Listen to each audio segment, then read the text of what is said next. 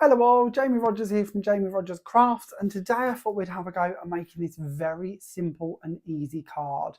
This really isn't very complicated at all, and it's just playing around with our Night Sky Navy Elite cardstock, our Silver Mirror card, our foiled panels. These are our foil inkable panels. We're also going to be using the Opulent tree stencils and the Happy Christmas circle sentiment as well. So to begin with then, let's have a little look at what we've got.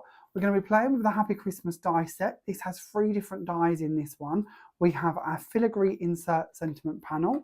We have our outside edge, meaning that we can leave that in our card, or we can use the edge to trim it out. We then have our decorative panel running around the outside of it, and these are interchangeable between all of the circle sentiments. So whether you've got the Merry Christmas, the Happy Christmas, the With Love, or of course the Happy Birthday, you can interchange all of the edges with them. So lots of freedom to play around with those.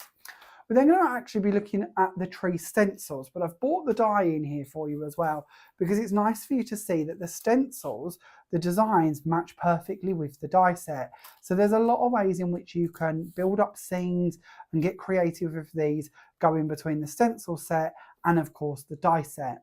Now they're 2 separate products. So we've got our die, of course, which is JRC D0016, and then you've got your Opulent tree stencil set. Now the stencil set does match quite nicely with the tree die. If I bring in this board here, the gold is cut from the die, and then the stencil has actually been done in the background using just the outside edge. So I've placed the outside edge on, I've done my colouring, and then I've put the tree die over the top. Now you will receive a little halo around the side of it. That is intentional. It hopefully sets off your design, gives you a really lovely effect. Of course, you've also got your filigree insert for each of your stencils. So you might prefer to use this part to actually do your inking and your decorating, but it's lovely to also give you them outside frames.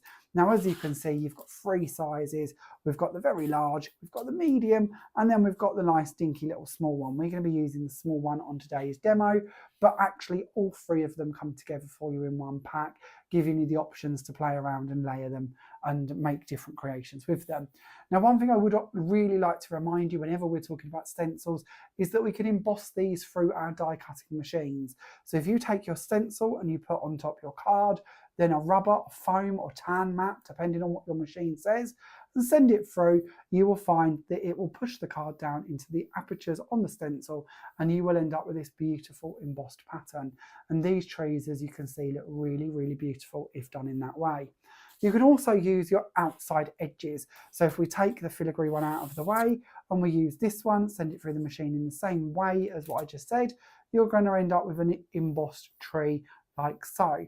This can be quite nice to then be able to take on your stencil, place that over the top and ink, and you know that you've got that little raised dimension. You could of course put texture paste through these as well and create different effects with them. It's also quite handy if you do want to ink over the top of this one, that you have that frame to bring in, put over there, and then that's going to protect your white space from around your tree as well. So if you've not seen these set of stencils before, they really are a lot of fun and you can do an awful lot with them. So let's get to our demo, shall we? Let's actually pick out the bits we're going to be using. So I'm going to use, I've saved the medium, we're going to use the small tree. Me and my memory not good. I'm going to bring in one of our foiled panels. Now these are purposely designed with several thoughts in mind really. What I wanted is foiled details on uncoated cardstock. Usually when I've seen foiled panels before or foiled cardstock, they're usually on a coated card, and that limits so much of what we can do with them. Having uncoated card means that we can stamp on these, we can ink on them, we can colour them as we wish to. So if we want our projects to match, you want to coordinate this with your layers, your stamping, anything else, you can ink over them. It also means they're great for stenciling on top of as well. So what we're going to do is we're going to bring in that outside edge to begin with, and we're going to stand this on the gold line, so that we just hide that just slightly, and we're going to bring it over actually so we're not going over the foil here, because we don't want that to sort of repel the ink and then be left with a line in our tree.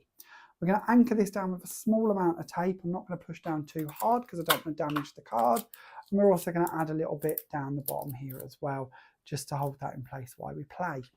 I'm then going to bring in some blending brushes. I love working with blending brushes, and these are great to be working with with these stencils, and we'll start off actually with chipped sapphire. I'm going to play around with the colours to be different to what's actually on the card I've created, so you can see different colourways as well. And we're going to load up our blending brush with the chipped sapphire distress ink.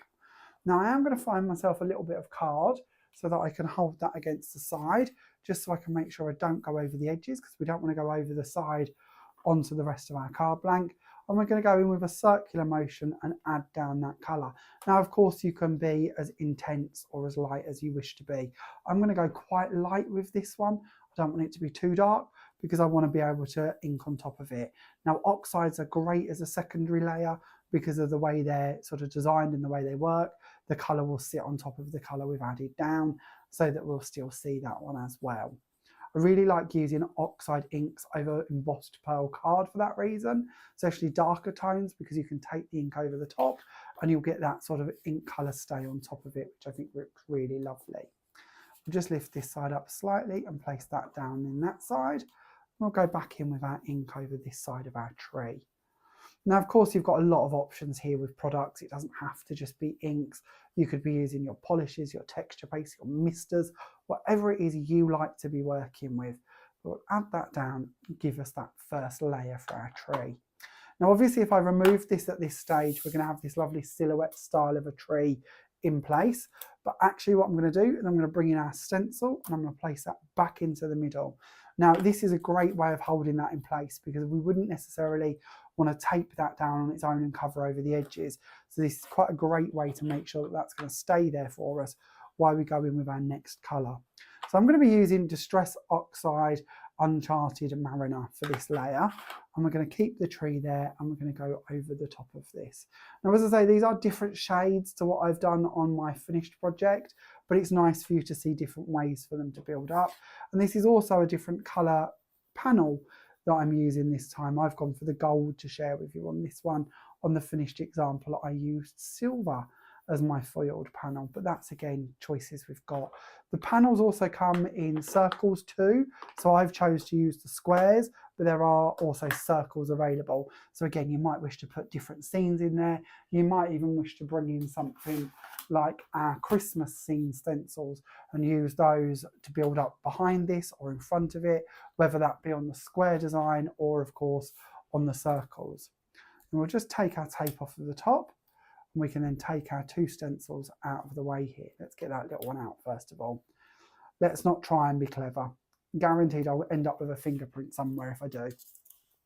Then on top of that, another part to mention with our panels here is I wanted them to have extra large edges, because I knew that you're going to want to create more with them than what I'm necessarily sharing with you today. So the idea here is that you could score these, you could turn these into box tops, you could turn them into shaker cards, you could die cut out of the middle panel here, have that as an aperture, you could use them as inserts on your cards, you could trim across three sides and then put like a ring binder or put ribbon through it and turn it into a little album if you want to. There's just lots of ways I wanted you to be able to take these panels and create with them. So giving you that extra room around the side gave you the ability to pick where you wanted to take them instead of cutting them too small.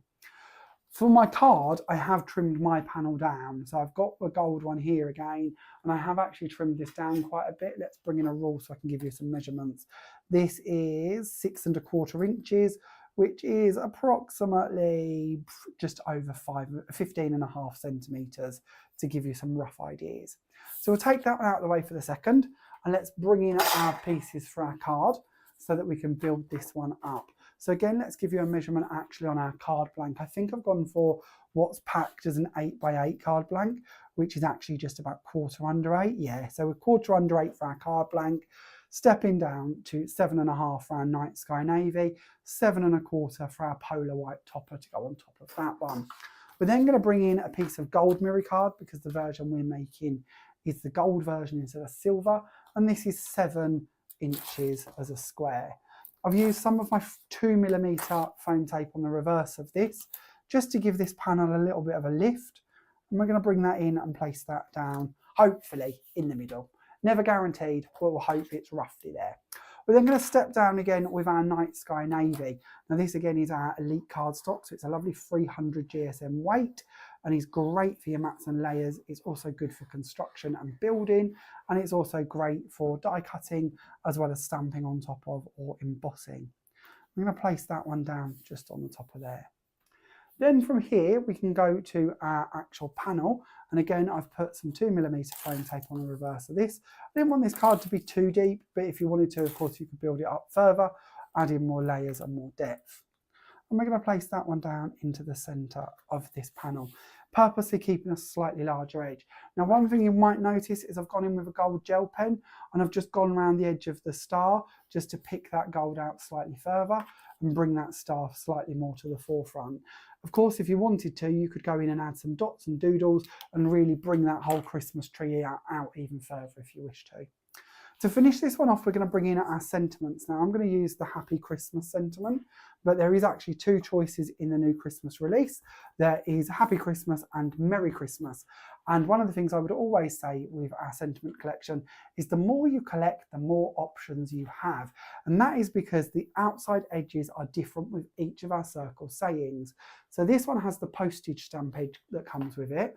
The Merry Christmas, for instance, has this lovely sort of fluted decal scallop style edge, and of course they're interchangeable between the designs, so the more you've got, the more you can interchange them.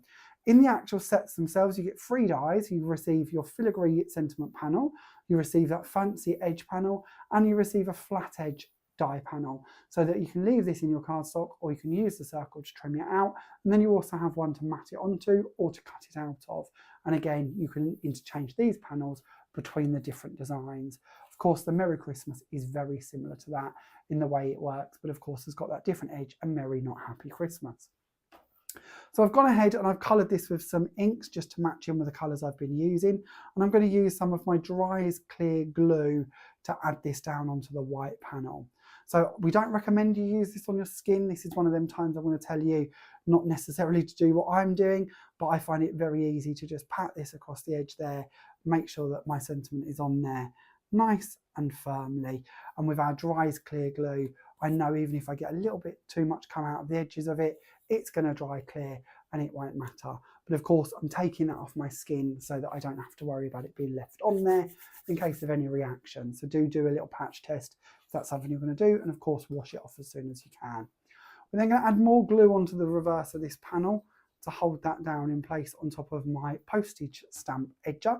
Now this actually always gives me sort of cog vibes to it as well. So possibly if you're into steampunk and that style, you could really use this panel in them projects too. I've also gone ahead in here and added in a gold star once again, just with my gel pen to finish that off. And we're going to bring this in and just tuck this off to one side.